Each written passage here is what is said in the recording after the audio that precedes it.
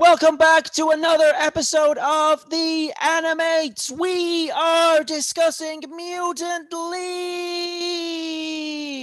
This week on The Animates, we watch a child jump into a vat of acid and scream. Join us next time for the instant replay of my death.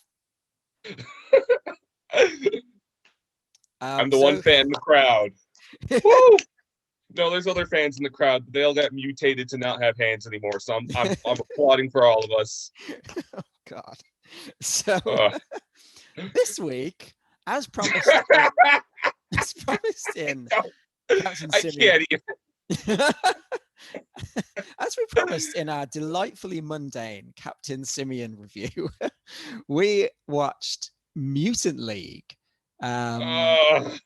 which I would describe as the most disturbing thing I've ever seen. How would you describe it? So, I'm sure if you hear us say that, they're like, "Oh, I bet it's still." I can't fathom who would show this to children. I can't. This is an age where the Spider-Man cartoon was like Spider-Man can't punch people or hurt birds by any chance. Or I guess this probably predates it a bit, so perhaps even more so to that emphasis. And this was genuinely terrifying. Yes, it really was. How it all started was I was just kind of. This was years ago. I feel like I was scrolling through Twitter, and there's this animator who I follow on YouTube, and I follow him on Twitter. His name is Harry Partridge, and he does great stuff on YouTube. Just side note. And he just happened to tweet about, "Hey, who remembers Mutant League?" and posted a clip. And I just sent it to Martin. This looks like something you would make a compilation of on your YouTube channel. And I don't think either of us had even heard of it until we finally found the 2 surviving episodes on Dailymotion and watched it. And I felt as though my eyes were straining to escape their prison inside which I was exposing them to this. But by the same token, I had never heard of this. I think it was you who showed me you sent me the tweet with the Mutant League intro, and I was like, oh dear God. And I'd never seen nor heard anything about this. I believe it's based on a game for the Sega Genesis. Yes, which currently is being rebooted. Oh, interesting. We can only hope that leads to a special edition release of this series on DVD with some sort of behind the scenes documentary, because I imagine it would be fascinating. But to explain the concept of this particular series, where do we begin? So we were at a slight disadvantage with this one because we normally watch the first episode, but we didn't have it. But the intro summarizes it fairly well for you, in that barrels of toxic waste emerged during a football game at a stadium and mutated the team into monsters. And they continue to play sports against different teams of monsters. Sounds perfectly innocent. There was a lot of toxic waste mutations going on in the 90s. Totally. When you actually see it, there's... this isn't like an innocently animated... This isn't like the Toxic Crusader, where there's just a flash of light and suddenly he's the Toxic Crusader and he's like, oh, whoa. This is you see the skin melt off everyone's bones, and it's incredibly graphic. I think it's they do a pretty good job of reminding us now and then, just in case the 5th episode is the first one you see. I think they describe it like an earthquake occurs, and the opening depicts an entire stadium falling into the earth. And I specifically singled out the Twisted Metal death cry. Stock sound effect when people are just falling to their demise into the earth. Because what the people in the stadium, I assume, are dead because they do not show up again. Dead or mutated disfigured horribly, but yeah, we have no idea. I think the funniest line in the series when they're recalling to that event, our main hero, Bones Justice, Yeah. unfortunate name, says, "How were we to know that the stadium was built on top of a toxic waste dump?" Well, It's like, yeah, how a indeed. crucial detail. It seemed like such a normal day. Perfect conditions for the championship game. As usual, your father was running wild. That was his best day ever. When the quake hit, I thought the world was coming to an end. I thought it would never stop. Why didn't anyone tell us the stadium was built over a toxic dump? Guess they figured we'd never find out.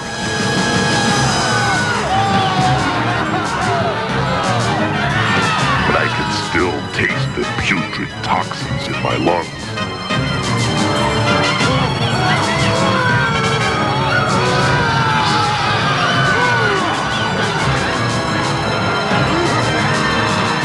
Most everything after that is a blur.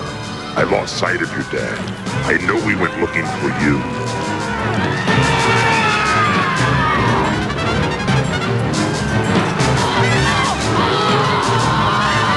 When I saw him again, he was trapped. I couldn't free him, so I stayed with him as long as I could. But he forced me to find you, to make sure you were okay. He did? I never knew that. My corn dog has an eye on it. How could have I known? There is so the episodes that we watched were, what were they called? So we watched one called Head of the Coach, which is about a former player called Malicious Malone coming back to coach the team. And the other one we watched was Boneheads Who Done It, which I'd be really hard pushed to tell you the plot because so much happened, but that was the slightly more horrifying episode. Although they were both pretty intense. I think Malone has its share of just bizarre storytelling choices. I don't want to bury the lead, but there's some stuff that happened. I was like, wait, what?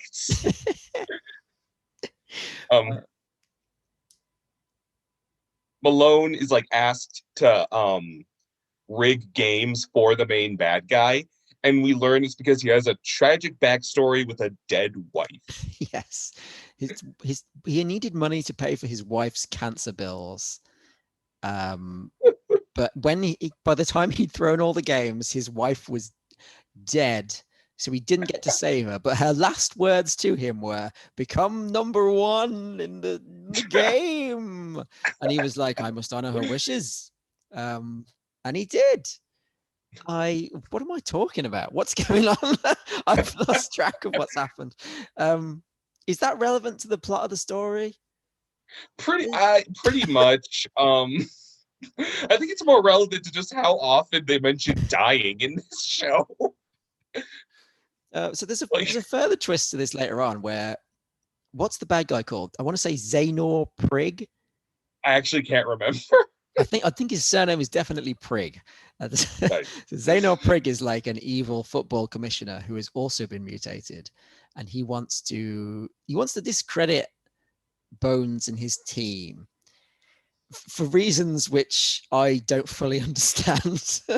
I guess that's his motivation. Why does he want to discredit them? Does he just want to buy the team, or he wants his teams? He owns all the other teams and he wants them to do better, and they always get beaten by the Mutant League. Is that his motivation? I think it is something to that effect. I bet if we did watch the first episode, we'd have a better idea, but yeah, it is difficult when you haven't seen the origin of this bizarre series. If there was ever a series that we needed the first episode for, it is this. Then they pull a Poochie died on his way back to his home planet, because it's like Malone says, I'm not helping you bad guys anymore. Then he exits a room. Then there's a fade out to a newscaster going, Monster Malone was found dead in his apartment. They've served their purpose, as have you. On a sad note, Hall of Famer Malicious Malone died this morning in a freak biorejuvenation accident. No!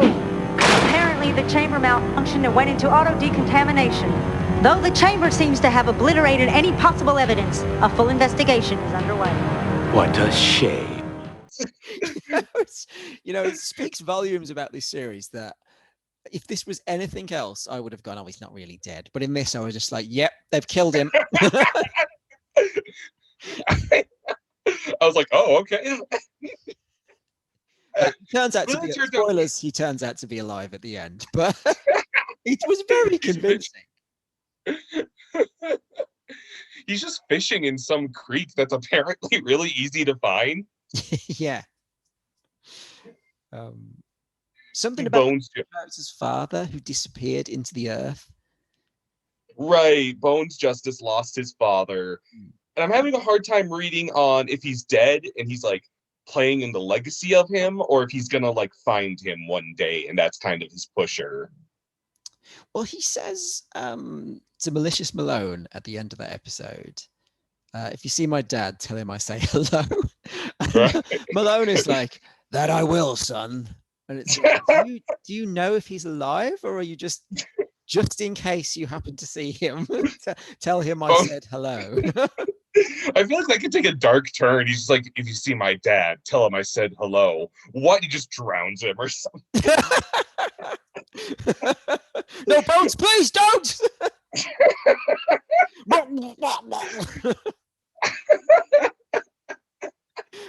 You've been boned this time, Malone.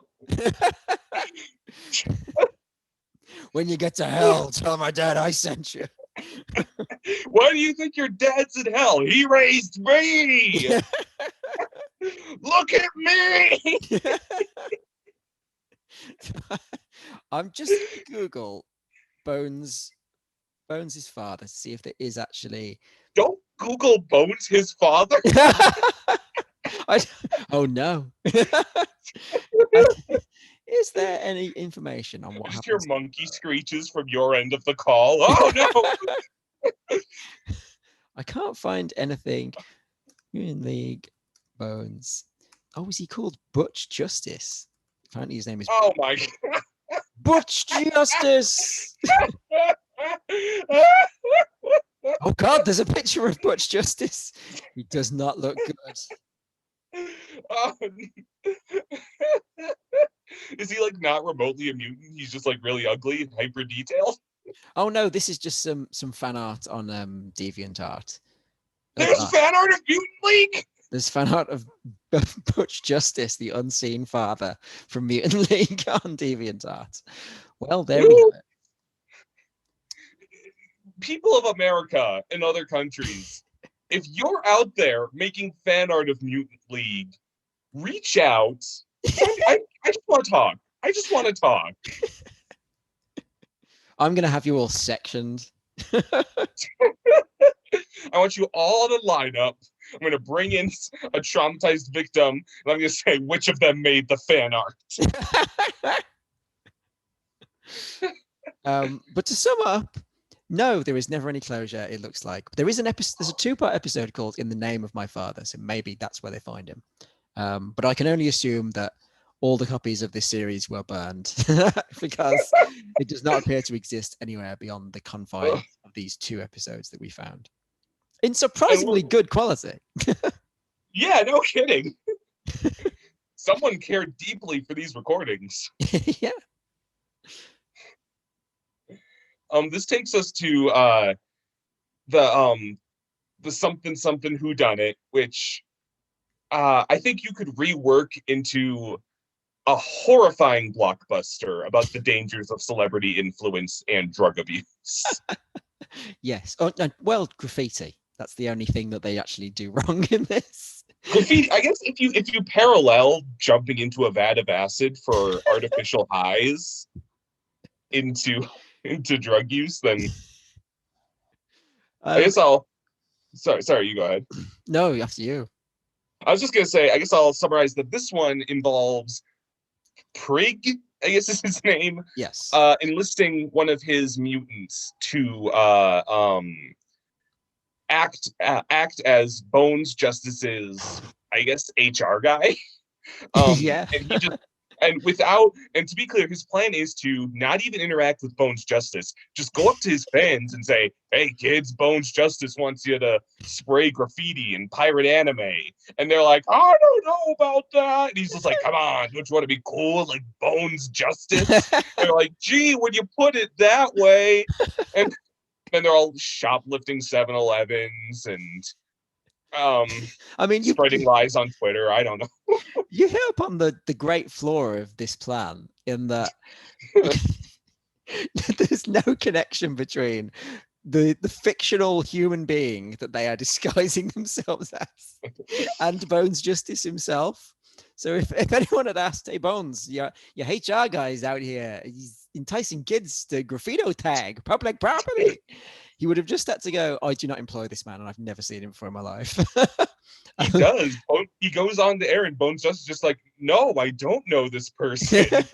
I don't really know. I guess they don't really have like ways to check that, so everyone's like, "I don't know."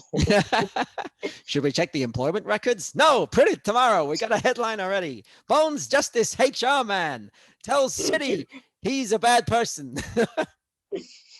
Oh boy. Why doesn't he just have his own? He could be like, "No, I'm his HR man. I don't." Yeah, the actual HR guys. I didn't say any of this. There's kind of a fun bit where the main Prig like grabs the head of the minion who's masquerading and is like, "You know what I'll do if you fail?" And he puts him like right face up to a vat of acid. And I think like a professor goes, "Ah, yes, last mutant who was in that acid needed 6 months in the rejuvenator to heal." There's a great moment after that where I think his name was Yuka, the professor who worked for Prig.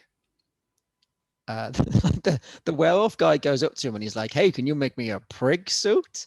And he's like, "No." So why not? Because you're just going to use it to impersonate him, commit a degree of crimes, and frame him and get him sent to prison. Then with him out of the way, you will take over. And the guy's just like, "All right, then forget it." And I was like, this very funny little aside in the episode. And I was like, "Oh, that was bad." And then it's just like, "Oh, all right, then you feel it out. Bye." And he just disappears. That was the writers being like, "No, we're not doing that episode. Just put it away." That would have been a fun episode.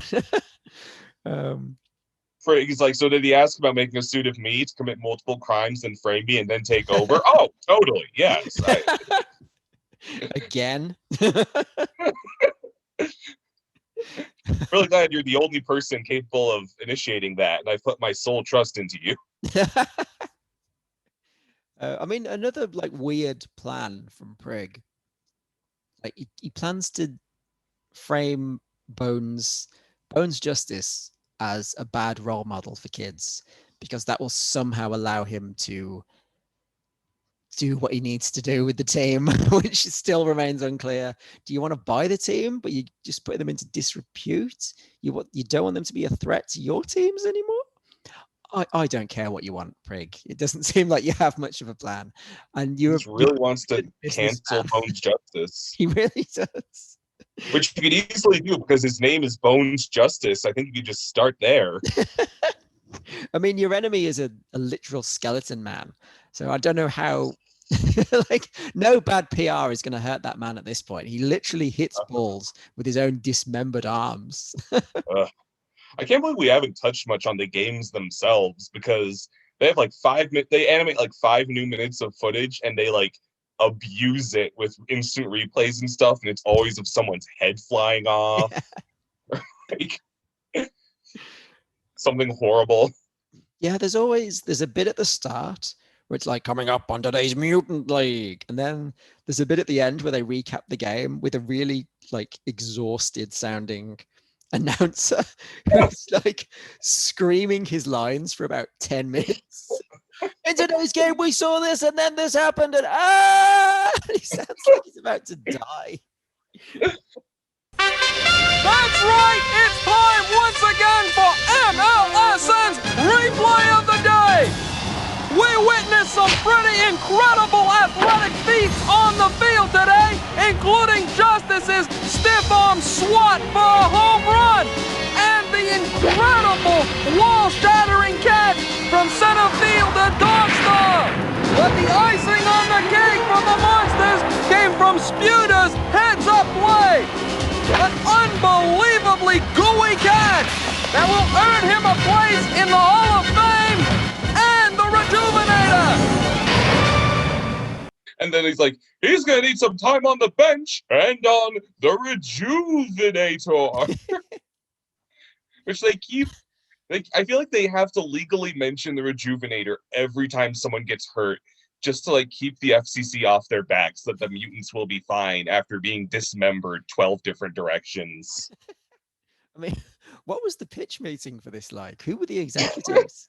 Like they were not our usual executives that we parody in this series. Because No. they would not have had this. That guy that I do the voice for, whoever he may be, would oh my God, this is terrible. We can't hit balls with dismembered arms. This is disgraceful. Get out of here. Get out. Like there must have been some sleazy corporate executive somewhere who was like, do you wanna do a show about toxic waste mutants, huh? How about they hit the ball with their own dismembered arms? I love it. Oh my gosh. There were definitely some lines of coke being done in the office that day. The HR plot leads to an endeavor in which the most shocking thing I think ever on the history of this podcast occurs, wherein the pseudo HR agent is like, who wants to follow Bones Justice's legacy and become a mutant? And he's like lured a bunch of children to a vat of acid. And one other mutant is disguised as a human to like fool children into thinking it'll be safe because the acid won't hurt him. And it's this hysterical like 3 seconds that I sent you because I couldn't get over it, where he walks up. The character is just like static in movement except for his mouth. And for some reason, it just kills me. He goes, I do. I'm tired of being a norm.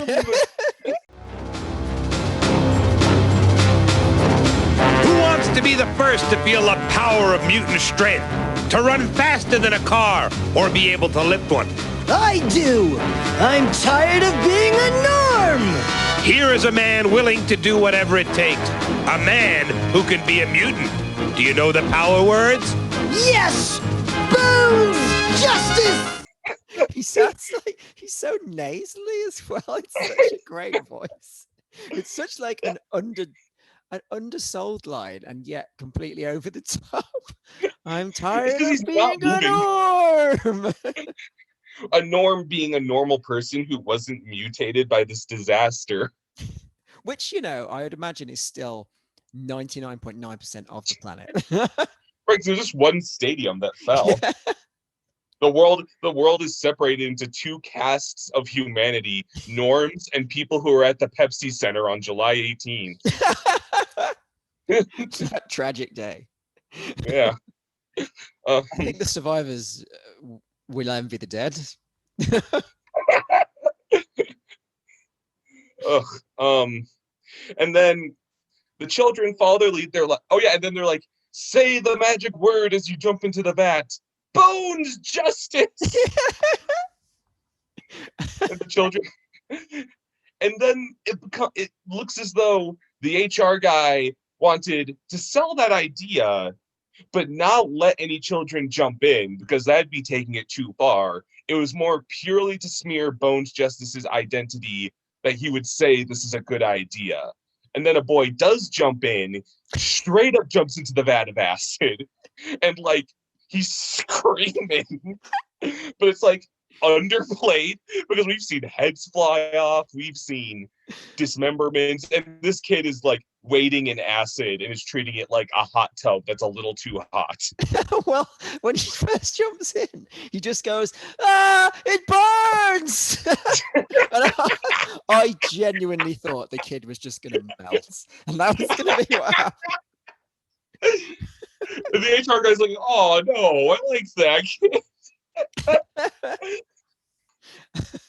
But surprisingly, the kid does not die. He suffers what appear to be first-degree burns and ends up in hospital. I can only imagine he died years later because jumping in a massive vat of acid contaminated by toxic waste. I'm better, can only lead Bones to health Justice, problems. except this tail I have now. I mean, he doesn't mutate into anything, so it literally just acid. Why is there a pool of acid lying around outside the Mutant League's headquarters? Why was there a toxic waste under a stadium for football? I have several questions.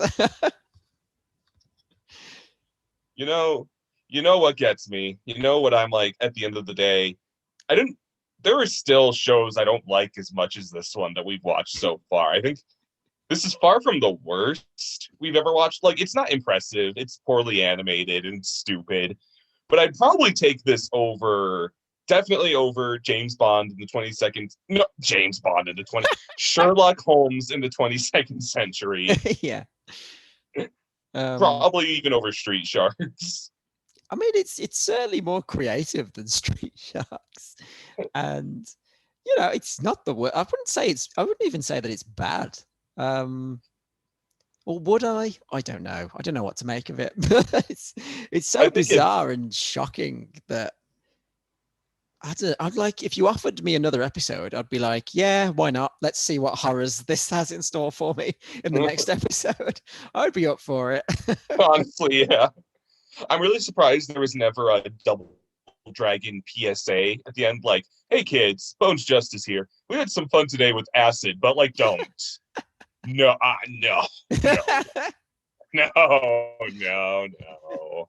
Come on, use some common sense.